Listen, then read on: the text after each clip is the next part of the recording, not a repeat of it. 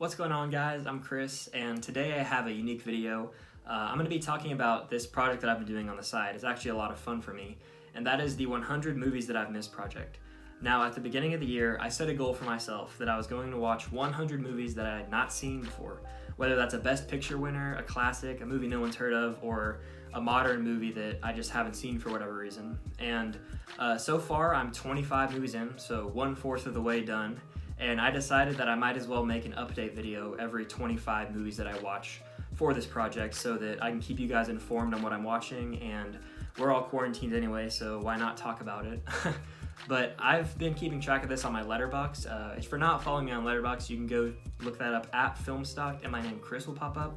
I've really enjoyed this product so far. I've been watching like one movie a day, or at least trying to. There was a gap where I was binge watching all of Ozark, so I didn't get to watch as many movies, but I think I'm on pace, and I definitely think that I'm having fun doing this. And before I get started, I wanted to mention that another YouTuber, Jack, over at Fanatic15, is also doing the 100 Movies I Missed challenge. So if you're not subscribed to his channel, you should definitely go check him out.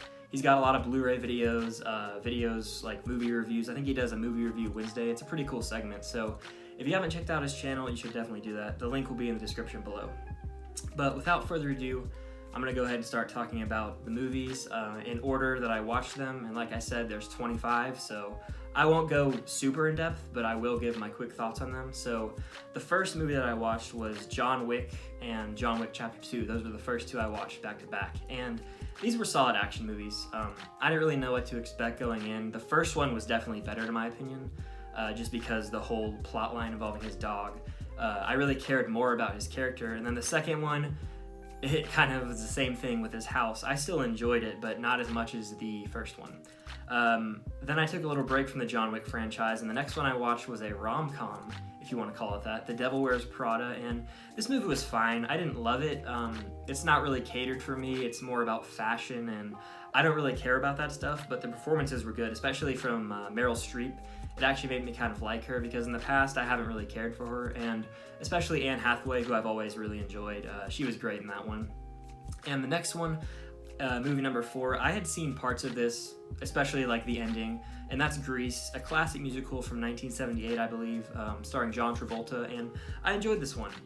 It's a simple musical. Some of the sequences dragged on a little too long for my liking, so it kind of got boring, but overall I enjoyed it, and I will rewatch it one day. The next I watched, I didn't really care for this movie. This is the 5th movie I watched this year, and that was Into the Woods from 2014.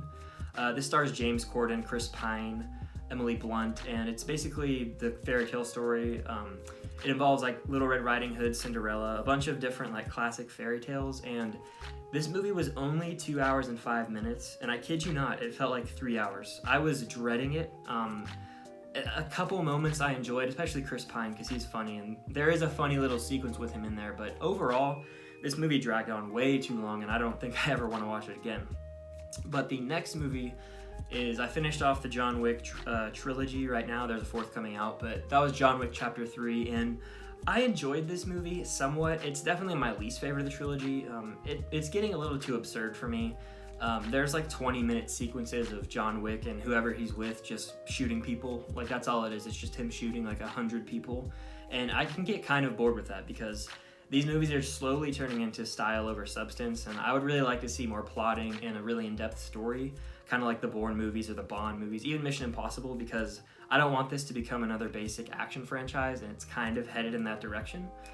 So those are my thoughts on John Wick 3, but the next movie I watched was actually my first Wes Anderson movie, and that is The Grand Budapest Hotel from 2014. Ralph Fiennes gives a fantastic performance. I think he got an Oscar nom. I think he definitely did, but he's the best part about that movie, in my opinion. He's just funny. He plays the concierge, and the actor from Spider-Man Homecoming and Far From Home, who plays Flash, is the lobby boy.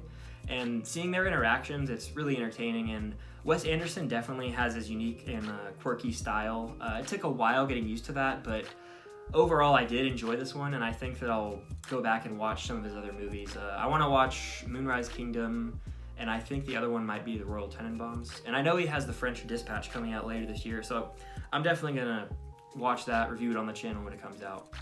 But the last movie that I watched in January was a classic. I don't know how I hadn't got around to it. I think I'd seen like different chunks on YouTube and on TV, and that is The Matrix from 1999.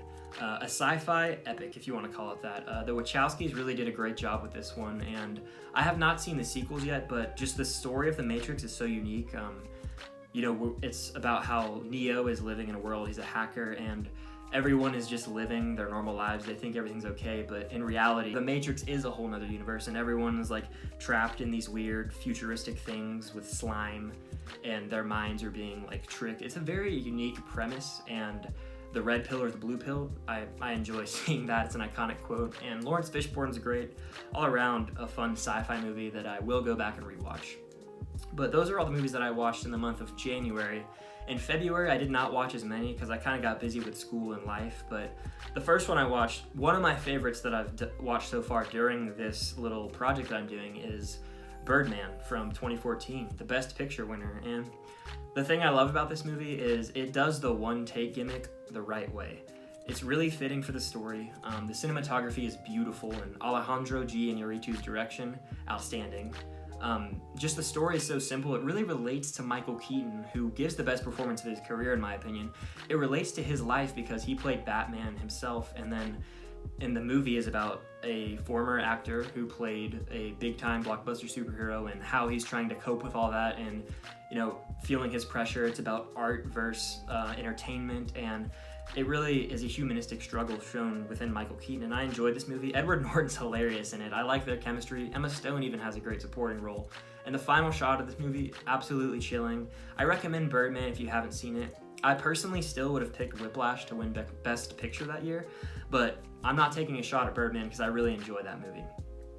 The next one I watched, Titanic, another Best Picture winner. I don't know how I hadn't seen the whole thing, but I sat down and watched it, all 3 hours and 15 minutes, I believe, of it, and it's an epic of a film. I always love Leo, especially young Leo. What a handsome man. But Kate Winslet's good, and James Cameron, not one of my overall favorite directors, but he definitely captured the scope and scale of the Titanic and the disastrous event that occurred. It's really a heartbreaking movie, and yes, there was room for Jack on the little float or piece of wood, whatever you want to call it. I love Brad Pitt's, it was one of his acceptance speeches. He's like, "I would have left room for you, Leo." I liked that. But the next movie I watched was The Princess and the Frog, and this was a fine Disney princess movie. Nothing really wrong about it. I didn't really hate it or anything. There was nothing special about it though either. It was just entertaining. I like the crocodile character the most. But yeah, it's fine. I might rewatch it. Nothing special. And the next movie I watched was Mamma Mia. This one was also fine. Actually, I didn't really care for this one. I watched it with my girlfriend, and she likes it. And some of the musical sequences are catchy, but this one's just not for me. It was just way too cheesy, and I didn't really care about what was going on. And the last movie I watched in February, a classic, Butch Cassidy and the Sundance Kid. Paul Newman and Robert Redford have phenomenal chemistry in this movie. It's just one of the most classic American Westerns that exists, and I had seen scenes from this one, like I've mentioned before. I've seen scenes from a lot of these movies, but in particular, I remember seeing the ending, and I thought it was a classic ending, so I wanted to go back and watch the entire movie, and I'm very glad that I did. This is probably in my top 10 of this project that I'm doing so far. I really enjoyed this one, and I will be buying the Blu-ray eventually. So, moving into the movies I watched in March, the first one I watched was Cool Hand Luke, another Paul Newman movie. And this is probably, it's up there for my favorite that I've watched so far. One or two, I'd say, for my favorite of the 100 movies I've watched so far. It is my kind of movie. It's just a prison movie, but it's not in a prison. It's like a prison camp, kind of a work camp, and they're on the chain gang, and Paul Newman comes in, and he kind of did something stupid, to get in there, but when you see his interactions with George Kennedy, the character Dragline, and just seeing them all interact is great. And there's of course plots to escape, and I love seeing stuff like that. And the warden's there, and he gives the iconic quote. It's in the Guns N' Roses song Civil War. "What we've got here is failure to communicate." It's an all-time classic. One of the best movies I've watched during this project. You should check it out if you haven't seen it. I also watched another Best Picture winner. The next movie I watched is The Bridge on the River Kwai, starring Alec Guinness. And This movie was long. It was directed by David Lean, but I really enjoyed it. While it did drag during a few parts, especially in the middle, it meandered a little, but it really has a strong finale and conclusion. It's one of the classic movie endings I've ever seen, I'd say, and especially a quote there at the end. But there's some iconic shots in here. It's a well-made film, and I really respect it. I'm probably gonna buy the Blu-ray in time. I wish there was a Criterion for this, because I think that'd be pretty awesome. But the next movie I watched was the longest movie, runtime-wise, that I've ever seen. And that's a fact. I believe it's 3 hours and 48 minutes, and that is Lawrence of Arabia. An acclaimed film. It won Best Picture, and it stars Peter O'Toole, and I actually wasn't crazy about it. I did respect the filmmaking, obviously. No denying it's a classic, and just an absolute feat of a film. But, it just didn't stick with me.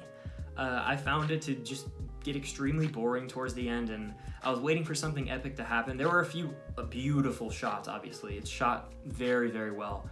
But the movie, it kind of ended, and it shows this man's journey, but I just didn't really care, and it's sad. I definitely respect it. I might watch it again one day, but it's not one of my favorites, if I'm just being honest. And the next movie I watched, Oliver Stone's Platoon. This is just a great war movie. It might be my favorite war movie, honestly. And the main reason for that is Tom Berenger and Willem Dafoe. Their chemistry, because they're constantly butting heads, the sergeants of the platoon, and one of them is evil, one of them, he's kind of laid back, and Charlie Sheen's kind of thrown into the middle of it all, and just seeing the horrors of war blended with the action sequences crafted by Oliver Stone really makes for one of the best war movies, if not one of the best war movies, definitely my favorite that's set in Vietnam, I'd say. The next movie that I watched is Francis Ford Coppola's The Conversation, starring Gene Hackman, and this movie came out in 1974, so it was actually going up against The Godfather Part 2 at the Oscars for Best Picture, which is crazy.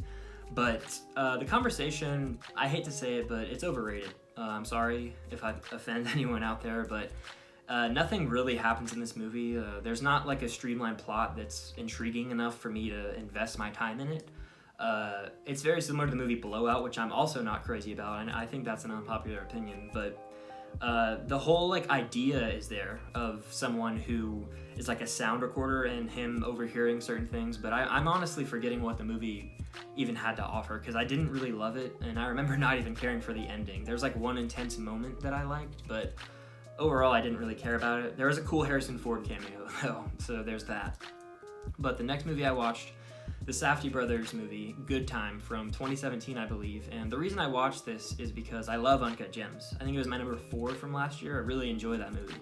But Good Time, it's very similar in the way that it captures the intensity, and you're on the edge of your seat for the entire runtime. And Robert Pattinson, a lot of credit to that guy, because he escaped the Twilight persona, and he's giving some great performances lately. Even though I did not like The Lighthouse, he was the best part of that movie. Him and Willem Dafoe's chemistry, at least. But Good Time, yeah, I recommend watching it if you like Uncut Gems. I prefer Uncut Gems because Good Time kind of drags a little, and it does some weird things in the middle. It kind of meanders. There's a sequence at a house with a girl that I didn't really care for, but I think it has a pretty solid ending, shot beautifully. The Safdie brothers, they're onto something.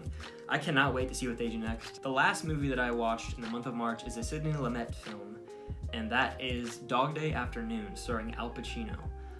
This movie's awesome. I'll just be honest with you. I was so locked in for the first 30 minutes that it felt like 10 minutes.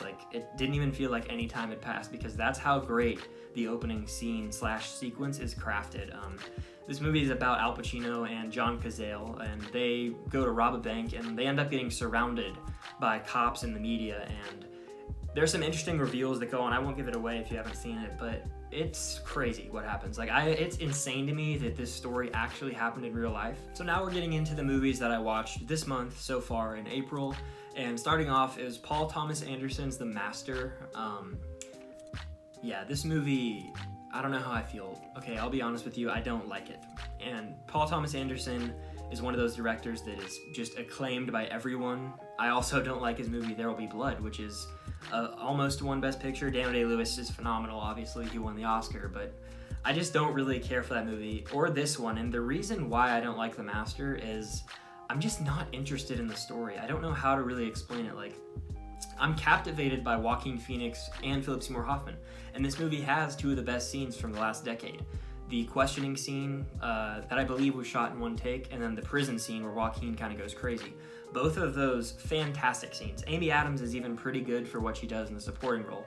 But the overall story, it's just so weird and it meanders. Like, there's no finality in my opinion. I don't really care for the characters, and that's the case so far with me and Paul Thomas Anderson. If you have seen more of his movies, please let me know in the comments below if you have any recommendations. I think I'm going to start with Boogie Nights next, and hopefully that one can set me in the right direction with Paul Thomas Anderson. But he's 0 for 2 for me right now, and it's kind of sad.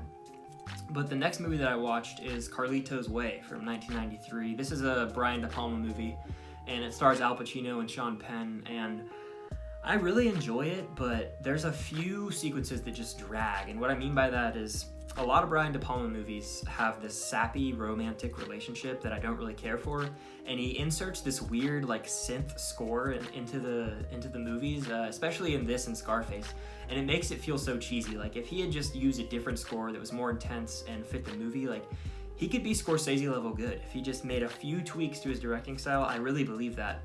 But that being said, Carlito's Way, it's like a modern classic kind of. I mean, I really enjoy Pacino, and he's going crazy in this one, and Sean Penn is also a coked up lawyer, so it's entertaining to see him, but I enjoyed Carlito's Way. I think I might like it a little more than Scarface, actually. I'd have to rewatch Scarface, but I enjoy it. So the next movie that I watched, 3 left, so the 23rd movie that I watched this year is Mystic River, directed by Clint Eastwood, and this is the only movie that I've given a 10 out of 10 so far. This movie just stuck with me. Right when the credits rolled, I kind of just sat there and I was like, it's rare that a movie makes me feel this way. Sean Penn in the lead role gives arguably my favorite performance of all time. He is fantastic. Tim Robbins in a supporting role is also great. He's better than he is in Shawshank, and he's really good in Shawshank. But what I enjoyed about this movie was the script. It was fantastic. There were reveals that I did not see coming. It's just, I don't know how to really explain how this movie made me feel in words, honestly. I didn't know Clint Eastwood was capable of making such a good movie. I got major Prisoners vibes with this one, some Seven vibes.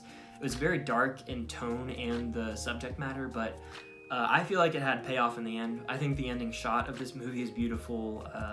The final 30 minutes are crazy, I think. It's crafted so well, and I'm definitely going to buy this on Blu-ray because it's probably the #1 movie that I've watched so far. But the next movie that I watched is The King's Speech. I enjoyed it. So I have an issue with this movie, not actually, but it's because it beat Inception, The Social Network, Toy Story 3, and The Fighter at the 2010 Oscars to win Best Picture. And that's an issue. I don't know what happened there. That's wrong, though. That's just wrong. It's almost a crime. I enjoy The King's Speech. It's a good movie. It has great performances from Colin Firth and Jeffrey Rush, aka Barbossa, from Pirates of the Caribbean, but it's nothing spectacular, and that's why I'm upset. It's because 2010 was such a good year for movies that's the movie that won Best Picture. I think it even won Director, which is insane to me, but I enjoyed it, don't get me wrong. It's a very well-made movie, but I don't see myself really wanting to go back and visit it ever, and that's a problem. So, I mean, I enjoyed The King's Speech. It's solid, but it's nothing spectacular, and that's how I remember it by. And the last movie that I watched so far to get me 1/4 of the way through is Stand By Me, directed by Rob Reiner. Sorry, I had a little moment there, but I watched this one last night, and it's a perfect coming-of-age movie. It really has a powerful message about friendship. It feels nostalgic for me. It makes me miss hanging out with my friends as a kid, and I really enjoyed this one. I will be buying it on Blu-ray. So those are the movies that I've watched so far in my 100 Movies I've Missed project. 25 in, 1/4 of the way through, and I will be back again with another video when I get halfway done with this project. I don't know when that will be, probably sometime in the summer, but I'm having a lot of fun doing this, and if you guys have watched any new movies recently that you had not seen before, that are like classics or something, be sure to comment down below, and if you haven't already, please consider subscribing to the channel. It would mean a lot to us. We're having a lot of fun doing it, and if you like to watch my Blu-ray videos or the occasional review, if you just consider subscribing, it would really mean the world to us. Be sure to like this video, and until next time, see you guys later.